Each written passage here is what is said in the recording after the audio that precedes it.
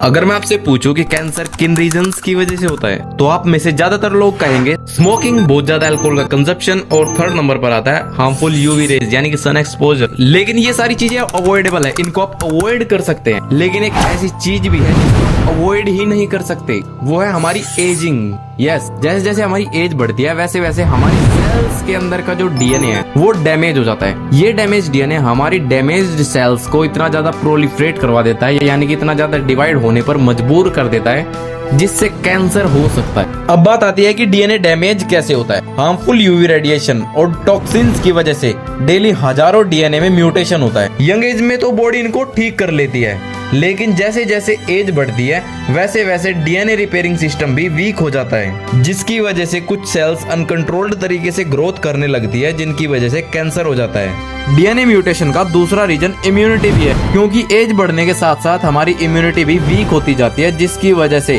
Body pre cancerous cells को identify और destroy नहीं कर पाती है। अब तीसरा बड़ा रीजन है टीलोमियर शॉर्टनिंग। टीलोमियर्स क्रोमोसोम्स के हेड्स पर एक कैप लाइक स्ट्रक्चर होता है जो हर सेल डिवीजन के साथ साथ छोटा होता रहता है, और जब ये टीलोमियर बहुत ज्यादा छोटा हो जाता है या गायब हो जाता है उस समय सेल्स डेड हो जाती है। लेकिन कुछ सेल्स टीलोमेरेज एंजाइम को एक्टिव कर लेती है, जिसकी वजह से वो इमोर्टल हो जाती है, यानी कि वो अनकंट्रोल्ड ग्रोथ करती है, जिसकी वजह से बॉडी में कैंसर क्रिएट हो जाता है।